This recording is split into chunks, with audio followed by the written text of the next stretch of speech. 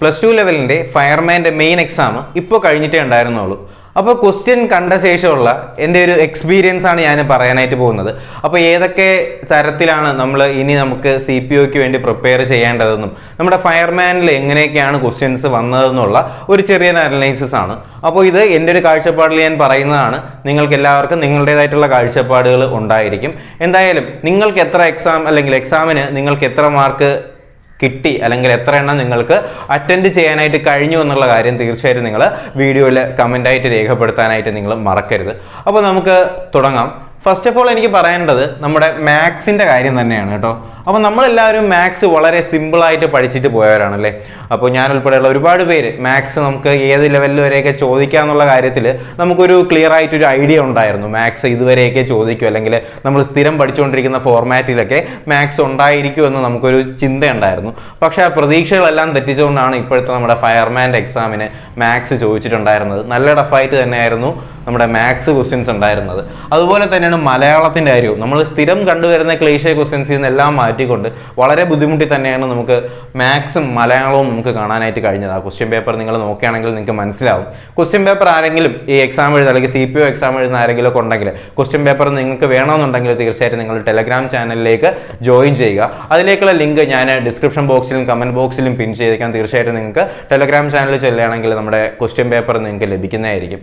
പിന്നെ പറയാനുള്ളത് നമ്മുടെ ഇംഗ്ലീഷ് അതുപോലെ സ്പെഷ്യൽ ടോപ്പിക് GK കേസുകളുടെ കാര്യമാണ്. ഓക്കെ, ഇംഗ്ലീഷിൻ്റെ കേസ് ഒക്കെ ആണെങ്കിൽ സിമ്പിൾ തന്നെയായിരുന്നു. ഇംഗ്ലീഷ് നമുക്കെല്ലാം എഴുതിയെടുക്കാൻ കഴിയുന്ന ക്വസ്റ്റ്യൻസ് തന്നെയായിരുന്നു ഇംഗ്ലീഷിന് ഉണ്ടായിരുന്നത്. പിന്നെ സ്പെഷ്യൽ ടോപ്പിക്കിൻ്റെ കാര്യം പറയുകയാണെങ്കിലും സ്പെഷ്യൽ ടോപ്പിക്കുകൾ നമുക്ക് ബുദ്ധിമുട്ടുകളില്ലാതെ തന്നെ കവർ ചെയ്യാൻ പറ്റുന്ന രീതിയിലുള്ള സ്പെഷ്യൽ ടോപ്പിക്കുകൾ തന്നെയായിരുന്നു. ഒരുപാട് ചോദ്യങ്ങൾ നമ്മൾ ക്ലാസ്സിനകത്ത് നമ്മൾ ഡിസ്കസ് ചെയ്ത ക്വസ്റ്റ്യൻസിൽ നിന്ന് 1-2 ചോദ്യങ്ങളൊക്കെ ഉണ്ടായിരുന്നു. ഒരുപാട് സന്തോഷമുണ്ട് അതിൽ. അതുപോലെ തന്നെ GK ക്വസ്റ്റ്യൻസ് GK പാർട്ടും വലിയ ബുദ്ധിമുട്ടില്ലാതെ തന്നെ ചോദിച്ചിട്ടുണ്ടായിരുന്നു. പിന്നെ കറണ്ട് അഫെയർ 10 മാർക്കെന്ന് പറഞ്ഞിട്ട് 10 മാർക്കൊന്നും ഇല്ല. കറണ്ട് അഫെയറിനും 10 മാർക്കിനും ചോദിച്ചിട്ടില്ലായിരുന്നു. എന്തായാലും നമുക്ക് കറണ്ട് അഫെയറും കുറച്ച് എക്സെപ്ഷണൽ കേസുകൾ അല്ലെങ്കിൽ കറണ്ട് അഫെയറും കുറച്ച് ബുദ്ധിമുട്ടായിരുന്നു എന്ന് വേണമെങ്കിൽ നമുക്ക് പറയാം. പക്ഷേ നമുക്ക് English special topic GK portions നമുക്ക് മാർക്ക് സ്കോർ ചെയ്യാൻ കഴിയുന്ന രീതിയിൽ തന്നെയായിരുന്നു എക്സാം ഉണ്ടായിരുന്നത്. അപ്പോൾ ഒരു സാമാന്യം കാര്യങ്ങളൊക്കെ പഠിച്ച ഒരാൾക്ക് ഒരു 50 മാർക്കിൽ കൂടുതൽ അല്ലെങ്കിൽ ഒരു 50 മാർക്ക് എന്തായാലും വാങ്ങിക്കാനായിട്ട് കഴിയുന്ന ഒരു എക്സാം പാറ്റേൺ ആയിരുന്നു.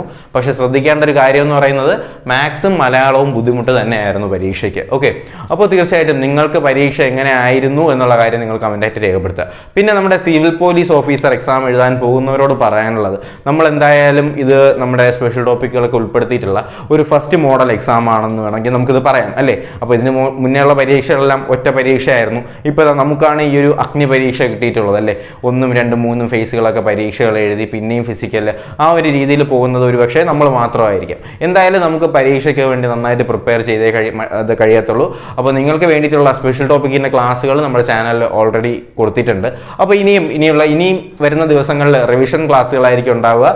എന്തായാലും തീർച്ചയായിട്ടും നിങ്ങൾ ക്ലാസ്സുകളെല്ലാം മുടങ്ങാതെ തന്നെ കാണുക. നിങ്ങൾക്ക് ആവശ്യമുള്ള സപ്പോർട്ടും ഡിസ്കഷൻസും കാര്യങ്ങളൊക്കെ ആയിട്ട് നമ്മൾ നിങ്ങളെ പിറകിൽ തന്നെ ഉണ്ടാവും. അപ്പോൾ ഇത്രയും കാര്യങ്ങളാണ് എനിക്ക് ഫയർമാൻ്റെ എക്സാമുമായിട്ട് ബന്ധപ്പെടുത്തിയിട്ട് പറയാനുള്ളത്. കട്ട് ഓഫ് ആരും ചോദിക്കരുത്. കട്ട് ഓഫിൻ്റെ കാര്യം ഞാൻ പറയത്തില്ല. കാര്യം എൻ്റെ കട്ട് ഓഫ് ആയിരിക്കില്ല നിങ്ങളുടെ കട്ട് ഓഫ്. പിന്നെ കട്ട് ഓഫിൻ്റെ കാര്യം പറഞ്ഞ് ഞാൻ അങ്ങനെ പറഞ്ഞിട്ടല്ലേ അന്ന് അങ്ങനെയല്ലേ പറഞ്ഞത് ഇന്ന് ഇങ്ങനെയല്ലേ വന്നത് കട്ട് ഓഫ്, അങ്ങനെ ഒരു ചോദ്യം വരാനുള്ള ഇട ഞാൻ ഉണ്ടാക്കുന്നില്ല. എന്തായാലും നിങ്ങൾക്ക് എത്ര മാർക്ക് കിട്ടിയെന്നുള്ള കാര്യം തീർച്ചയായിട്ടും നിങ്ങൾ കമൻ്റായിട്ട് രേഖപ്പെടുത്തുക. എത്ര എക്സാം എങ്ങനെ ആയിരുന്നു എന്നുള്ള കാര്യവും നിങ്ങൾ എന്ത് ചെയ്യുക, ഒന്ന് കമൻ്റായിട്ട് രേഖപ്പെടുത്താനായിട്ട് മറക്കരുത്. അപ്പോൾ വരുന്ന സിവിൽ പോലീസ് ഓഫീസറിന് വേണ്ടി നന്നായിട്ട് തന്നെ പ്രിപ്പയർ ചെയ്യുക. ഇതിൽ ബുദ്ധിമുട്ട് അനുഭവപ്പെട്ട ആരെങ്കിലും ഉണ്ടെങ്കിൽ ഈ എക്സാമിൻ്റെ കാര്യം ഇന്നത്തോടുകൂടി തന്നെ അങ്ങ് മാറ്റി വെച്ച ശേഷം നിങ്ങൾ എന്ത് ചെയ്യുക, സിവിൽ പോലീസ് ഓഫീസറിന് വേണ്ടി നന്നായിട്ട് തന്നെ പ്രിപ്പയർ ചെയ്യുക. ഒരുപാട് വേക്കൻസീസ് ഉണ്ട്. നമ്മുടെ തിരുവനന്തപുരത്തൊക്കെ 10,000 പേരാണ് ഇപ്പോൾ മെയിൻസിനേക്ക് സെലക്ട് ചെയ്തത്. 1100ഓളം വേക്കൻസികൾ തിരുവനന്തപുരത്ത് തന്നെ ഉണ്ട്. ഞാൻ തിരുവനന്തപുരത്ത് നിന്നാണ് സംസാരിക്കുന്നത്, അതുകൊണ്ടാണ് ഞാൻ തിരുവനന്തപുരത്തിൻ്റെ കാര്യം പറയുന്നത്. അപ്പോൾ എന്തായാലും വരുന്ന എക്സാംസിന് വേണ്ടി നന്നായിട്ട് തന്നെ പ്രിപ്പയർ ചെയ്യുക. LDC LGSൻ്റെ എക്സാമിൻ്റെ കാര്യം എന്ന് വരുമെന്നൊന്നും ഒരു പിടുത്തവുമില്ല. അപ്പോൾ അതിൻ്റെ ഒരു വീഡിയോ ഞാൻ ഇതിന് മുന്നേ ഇട്ടിട്ടുണ്ടായിരുന്നു. അപ്പോൾ എന്തായാലും തീർച്ചയായിട്ടും വരുന്ന അപ്ഡേറ്റുകളും ക്ലാസ്സുകളും നിങ്ങൾ അറിയിക്കുന്നതായിരിക്കും. അതിനുവേണ്ടി എന്ത് ചെയ്യുക, ചാനൽ സബ്സ്ക്രൈബ് ചെയ്യുക, ബെൽ ബട്ടൺ എനേബിൾ ചെയ്തുകൊണ്ട് നോട്ടിഫിക്കേഷൻസ് വരുന്നു എന്നുള്ള കാര്യത്തിൽ ഉറപ്പുവരുത്തുക. എന്തായാലും പുതിയൊരു വീഡിയോ ആയിട്ട് കാണുന്നവരേക്കും എല്ലാവർക്കും goodbye.